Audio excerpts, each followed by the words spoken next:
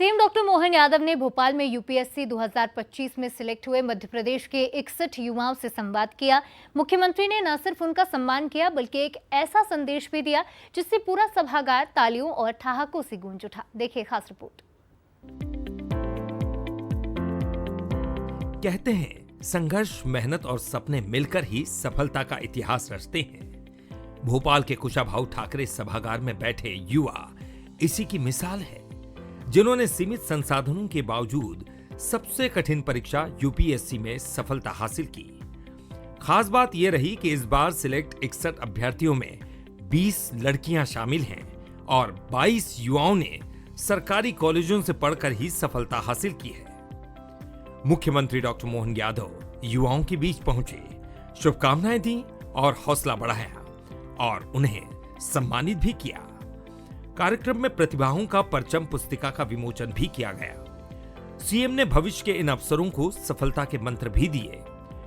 मुख्यमंत्री ने कहा कि लोकतंत्र की खूबसूरती है कि यहाँ एक चाय वाला प्रधानमंत्री बन सकता है और एक गाय वाला मुख्यमंत्री, लेकिन हमें हर 5 साल में परीक्षा देनी पड़ती है। लोकतंत्र के अंदर लोकतंत्र की खूबसूरती है।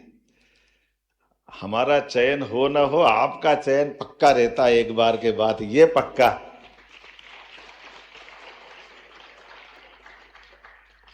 हमारी तो परीक्षा कदम कदम पे होती, हर 5 साल बाद हमको आपकी जैसी एग्जाम देना पड़ती।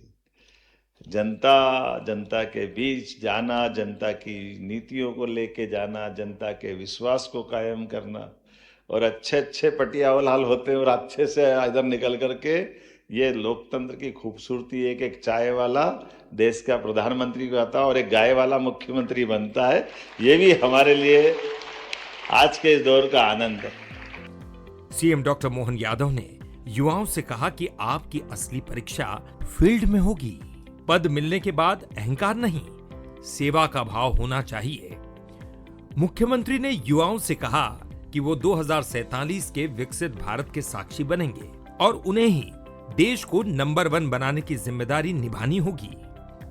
अपेक्षा आपसे बताता हूं, पहली अपेक्षा अंत्योदय की है। गरीब से गरीब आदमी के जीवन में आप मदद करें तो यह आपका यहाँ तक आना सार्थक होगा। दूसरी अपेक्षा नवाचार और आत्मनिर्भरता की। आप काम करते करते नवाचार पे ध्यान दें और अपनी आत्मनिर्भरता के बलबूते पर जो काम मिले वहाँ वो स्थायी रूप से कैसे कर सकते हैं। समय की सुचिता, समय भी जाए लेकिन समय का सदुपयोग हो जाए, इस दिशा में आप जरूर प्रयास करेंगे। इसी प्रकार से ईमानदारी और सत्यनिष्ठा का मार्ग कभी न छोड़े, ये अपेक्षा आपसे करता हूँ। और 5वीं, इस आत्मनिर्भर और विकसित भारत का ये जो समय चल रहा है, इसके आप शिल्पकार बने, ये अपेक्षा करते हुए मैं आपको शुभकामना देता हूं, बधाई देता हूं। संघर्ष से सफलता तक का ये सफर न सिर्फ इन 61 युवाओं की जीत है, बल्कि हर उस सपने की जीत है जो छोटे शहरों और साधारण परिवारों में पलता है।